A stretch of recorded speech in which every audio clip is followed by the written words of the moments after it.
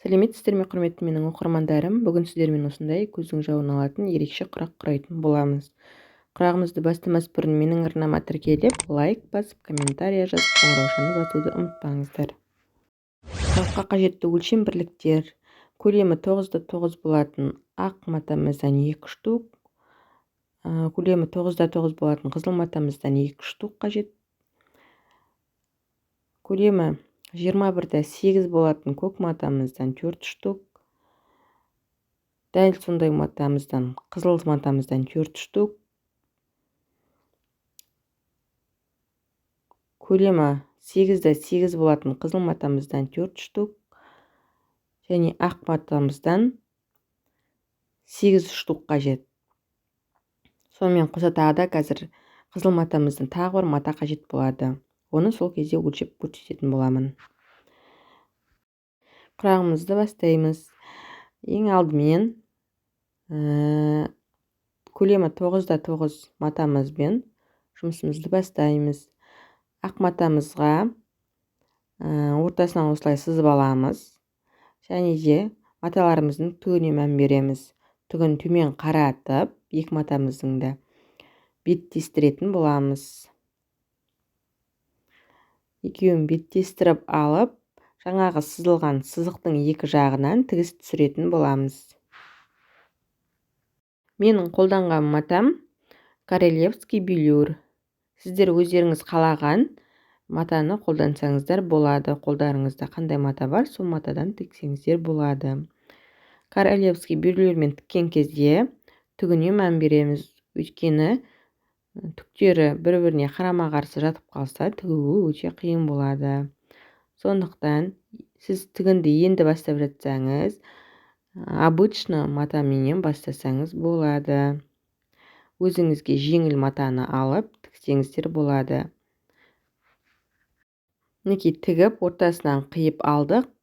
Ендігі кезекте көлемі 21×8 болатын қызыл матамызды алып, осыған көлемі 8×8 болатын ақ матамыздан 4 штугын алып, осылай сызып аламыз барлығында.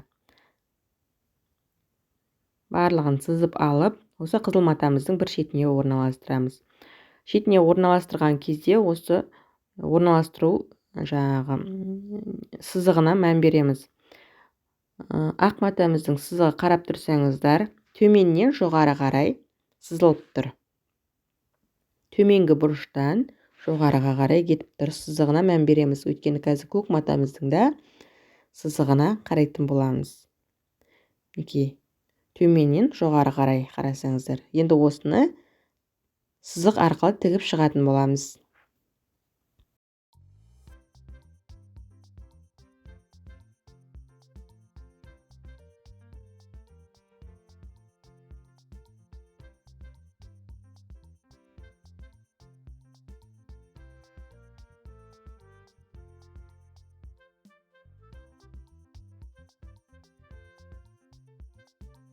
Мінекей тігіп алдық. Және де осылай жату керек. Сол үшін біз артық матамызды қиып алып тастаймыз.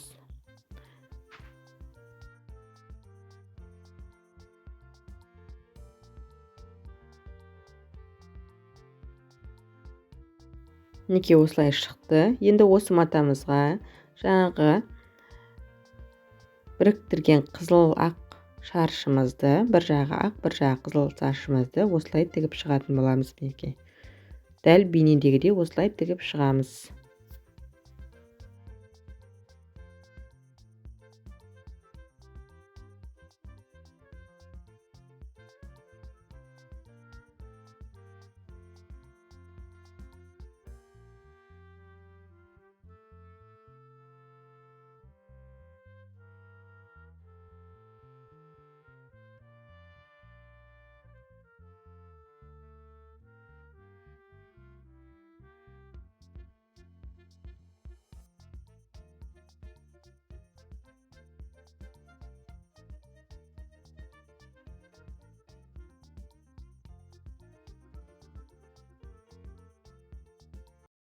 Мінекей тігіп алдық барлығында. Ендігі кезекте көк матамызды алатын боламыз. Көк матамызды алып, бәрін орналастырып аламыз шайып. Енді осыған көлемі 8-8 ақ матамызды, асты осылай сызылған матамызды орналастыратын боламыз. Мінекей мына қызыл матамызды қарасаңыздар, мінекей төменнен жоғары қарай сызығы орналасқан. Енді осыны көк матамызға қарама-қарсы орналастырамыз, яғни жоғарыдан төмен қарай сызыққа мән береміз. Мінекей осылай болу керек. Мынау төменнен жоғары қарай болса, мынау жоғарыдан төмен қарай. Осы сызыққа мән береміз. Асықпай осы жерден қателеспеулеріңіз қажет.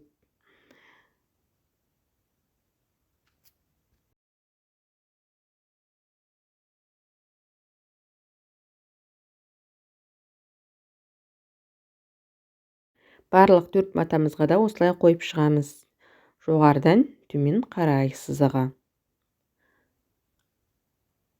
Түгіне мән беріп орналастырамыз асықпай. Түгі төмен қарап тұруы қажет. Мінекей осылай барлығын тігіп шығатын боламыз.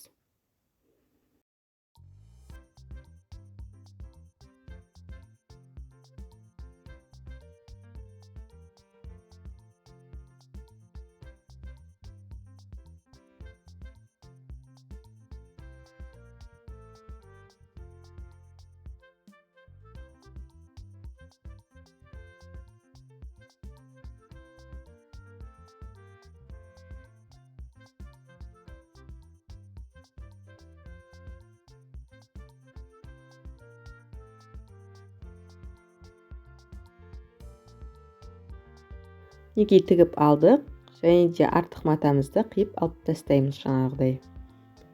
Сол кезде осындай болып шығады. Мінекей осылай шықты. Енді осы матамызға көлемі 8-8 қызыл матамызды тігетін боламыз. Оны мінекей осылай орналастырып аламыз барлығында. Қызыл матамызды көк жағына орналастырамыз. Көк жағына орналастыратын боламыз. Матамызды қойған кезде түгіне мән береміз.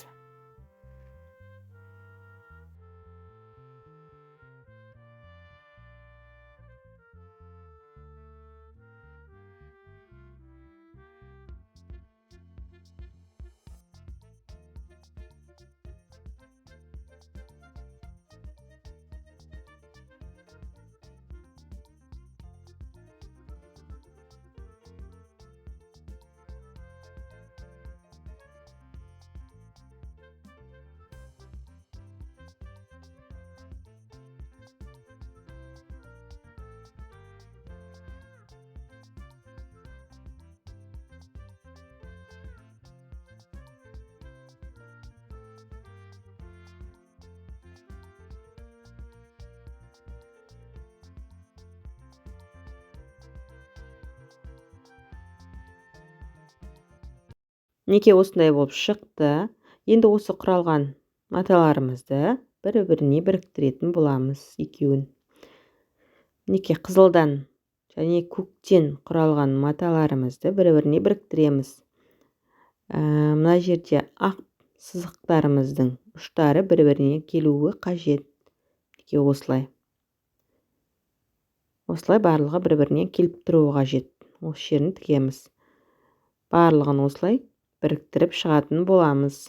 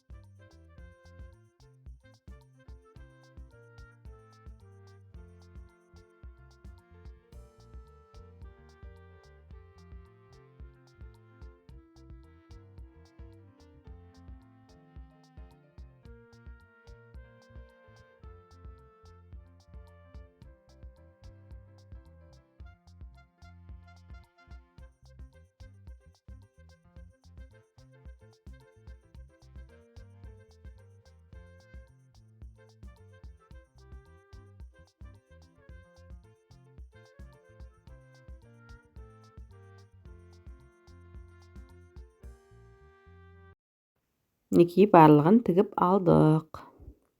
Осындай болып шықты. Ендігі кезекте мана басында айттым, тағы да қызыл мата қажет болады деп. Бұл қызыл матамыздың көлемі 14,5-да 14,5. Бұл қызыл матамыздың жан жағына жаңағы тіккен құрақтарымызды орналастырамыз. Орналастыру ретін асықпай қарап аламыз. Мінекей осылай барлығын орналастырамыз. Мына жерде сызықтары бір-біріне келуі қажет. Мінекей үшіншісін орналастырамыз. Әзірге ортасындағыны алып тастай тұрайық. Мінекей қойған кезде осылай, тіккен кезде барлығы келетін болады. Осы жердегі сызықтары бір-біріне келіп тұруы қажет. Сол кезде құрағымыз дұрыс шығатын болады. Мына жерде тіккен кезде келеді, тігіс өзінікін алады 1 сантиметр. Ортасына осы тұрады міне қызылымыз. Енді бұның тігу ретін сіздерге асықпай көрсетейін. Тіккен кезде мына жерде көрсетейін. Мыналар шамалы ашып қоя тұрайын. Тіккен кезде ең бірінші міне осы қабырғаларын біріктіреміз. Ол үшін біз тек жарты жерін ғана тігетін боламыз. Осы матамызға біріктіреміз мінекей. Сосын мына матамызды біріктіреміз. Тігу ретін сіздерге көрсететін боламын.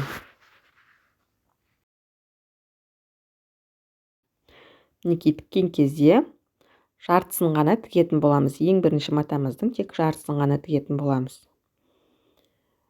Мінекей жартысын тіктік. Ендігі кезекте қалғандарының бәрін тігістерін, бұрыштарын бір-біріне келтіріп тіге беретін боламыз.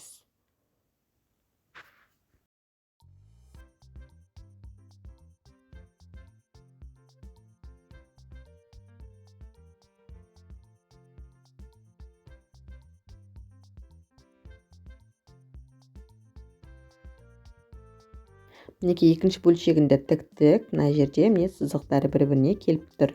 Ендігі кезекте үшінші бөлшегін тігеміз бір-біріне келтіріп.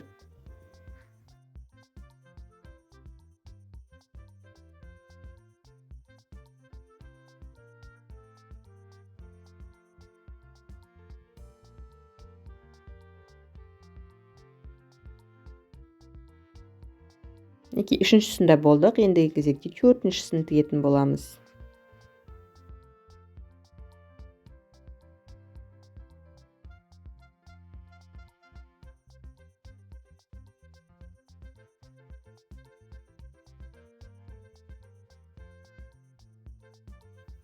Ендігі жарты тігілген жеріміздің барлығын тігіп шығатын боламыз. Тігістерін бір-біріне келтіріп, тігіп болғаннан кейін булы өтшекпен тігістерін бастырып шығамыз. Сол кезде құрағымыз әдемі көрінетін болады.